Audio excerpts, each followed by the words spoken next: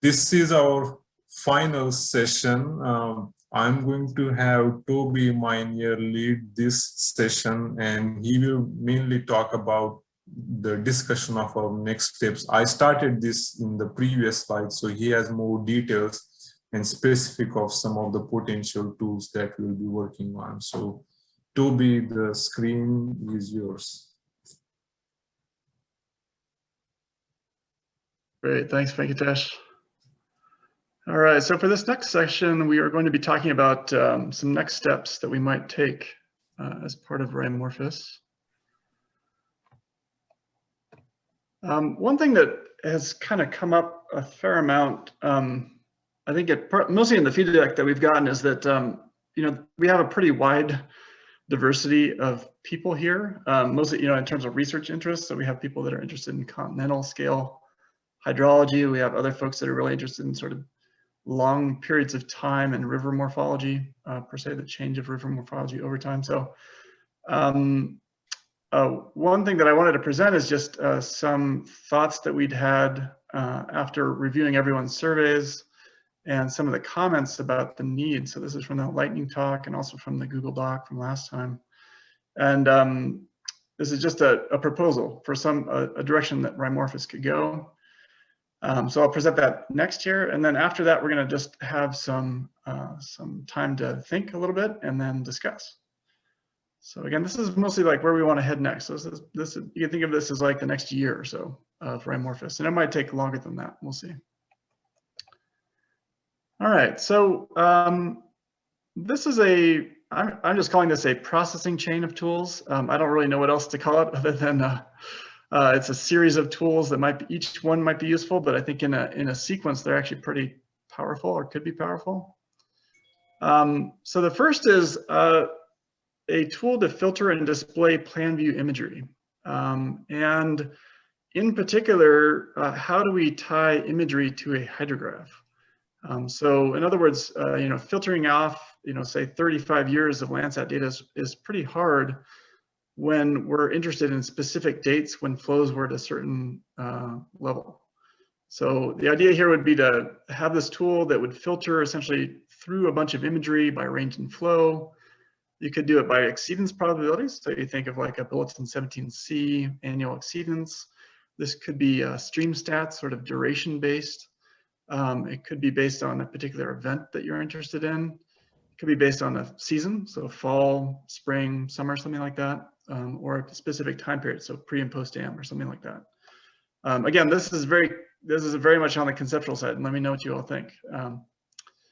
From that filtered imagery, we would have a tool that would extract some kind of river geometry, and this is river geometry. You could think of this, at least with aerial imagery, as being like surface water polygons, water edge, center line, top of bank, that sort of thing. So some of these are for aerial LiDAR. So top of bank, for example, edge of floodplain, and then cross sections cut out of it.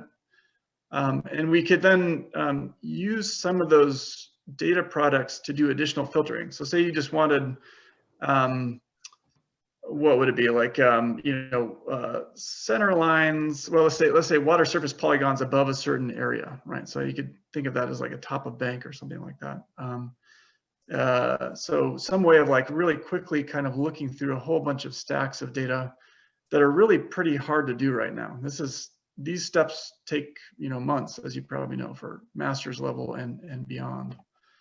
And then the third one would be the sort of tool to overlay that river geometry with either the topo bathymetry that we talked about earlier today, or doing topo comparisons. So as we get more and more aerial LiDAR, for example, or more topobathy, we'll be able to do more of these comparisons through time. And so having some tools that might be able to incorporate that would be helpful. In terms of overlaying that particular river geometry with topography, I mean, you might think of this as like, how do you validate resistance for a flood model, right? So FEMA goes through that a whole bunch. A lot of that's done catch as catch can, I would say. I mean, it's a hard question, right? How do you calibrate the river height to a flow? So essentially, you could think of this as like adding elevation to some geometry data. So a comparison of topography, flood events, cross sections through time, etc. And I mean, this is, again, just an idea for a set of tools that might be helpful. But some of the research questions that we could start to address with would be, flood modeling and mapping. So how do you determine where top of bank is, right? I know a lot of people are pretty interested in that. When does flow exit the channel and go into the floodplain? You could start to get at that from this kind of a question. We could start to think about some sediment budgets this way. So again, that's mostly like on these orders of, probably want to combine it with some other data, like, suspended sediment or something like that. But you get geomorphic event history. We could look at temporal and spatial trends in river morphology. So some of the ways that this could be done, just as an, as an example, right now, it's pretty hard to say what river channels in the United States are moving consistently with time. You could presumably do a search over a pretty big area, just using some of this derived data to sort of say, oh, hey, here's some places where it's moved a lot, or here's where it's moving consistently year to year, and using this kind of a processing tool. Okay, so just a little bit, again, this is partly data for thought, partly a proposal. Here's kind of what we start with. We have a hydrograph. This is, where is this? I think this is actually maybe Happy Isles in Yosemite. But essentially, if we look at a time series of hydrographs, of a hydrograph, it's pretty hard to pull out, if you have imagery every 6 days, it's hard to do that. A lot of us probably do it manually still. An easier way to think about that is to pull that into, say, a probability plot. This is 17B, this is the old version. And say we wanted to focus on a study looking at where we might think bankful flow would be. So this is the probability 2-year return interval. We'd intersect that with sort of what flows were occurring at that time. And then we can look at where that would occur in the time series. So again, the link here is flow to dates to imagery dates. And then we could pull that out and then process it.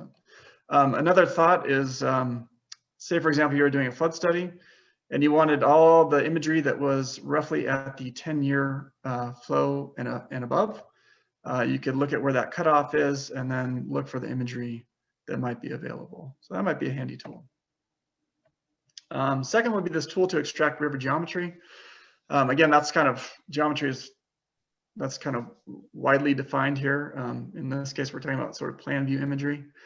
But say this is the Yampa River at Deer Lodge Park. You have a pretty big event that occurs, a snowmelt event.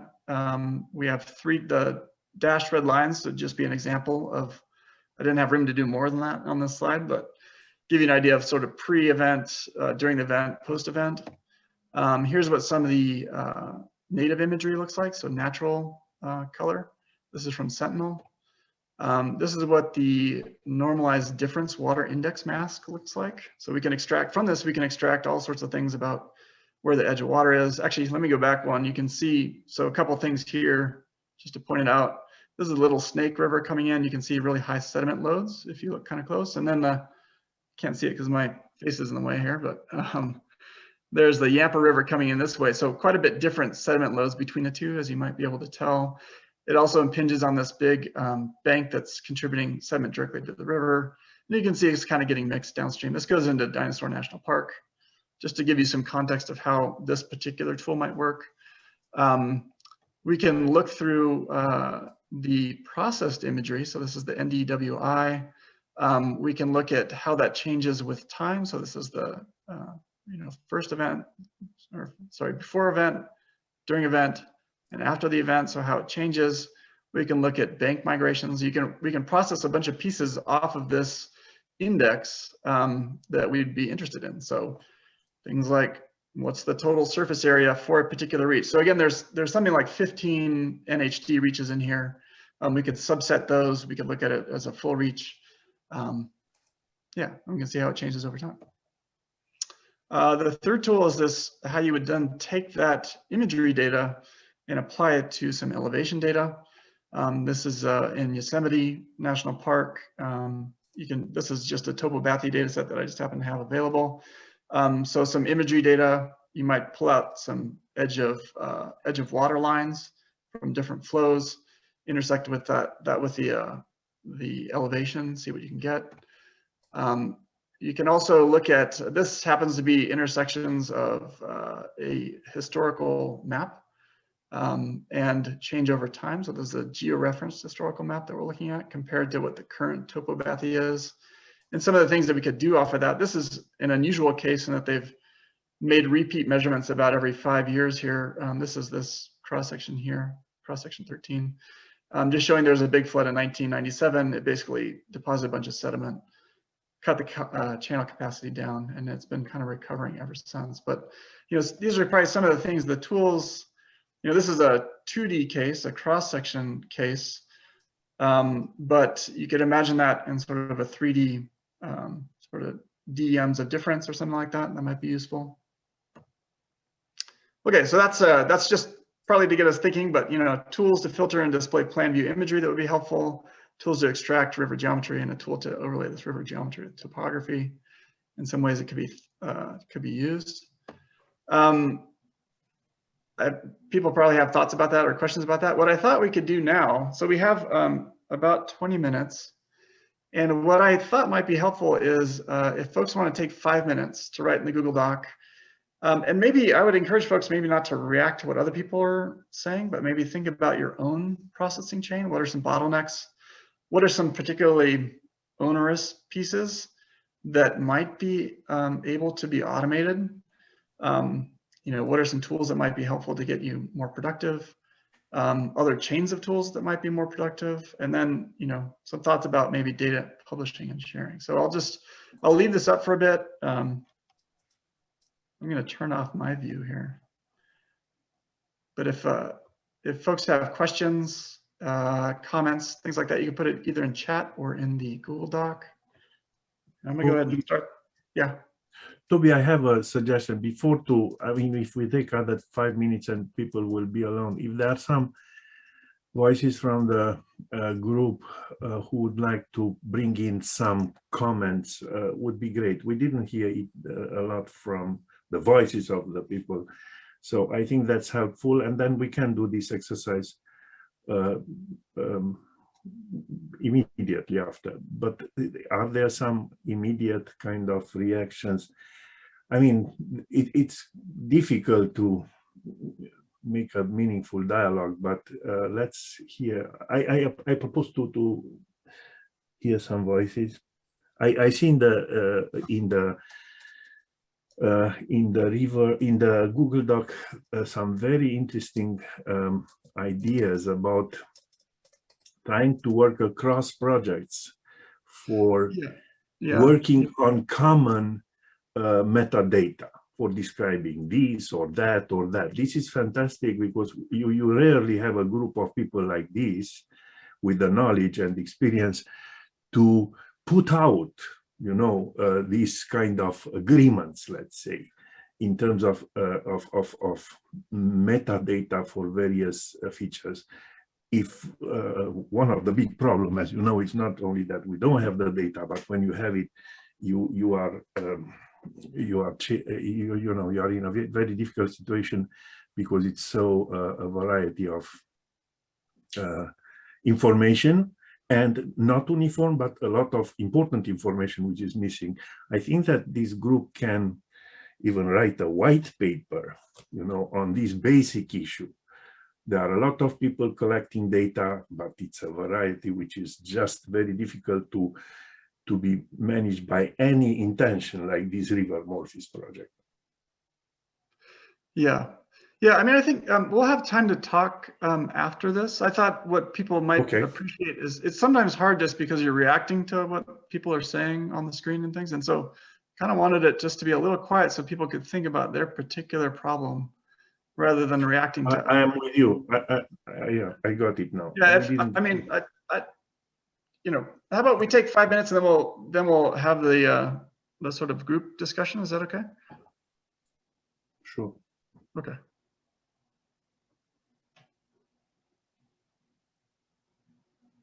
All right, so we have about 3 minutes left, and I'm just gonna,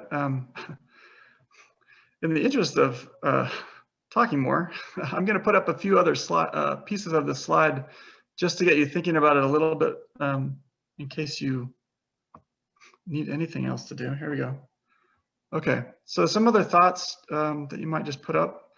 Other types of river morphology research, what derived measurements might be useful. For example, is there channel bathy data in different sections? Lists of good imagery dates. Some of these things that just to sort of help you think about maybe what might be useful in your own chain. So I'm gonna put this up here and leave it for a second. We have about 3 minutes left.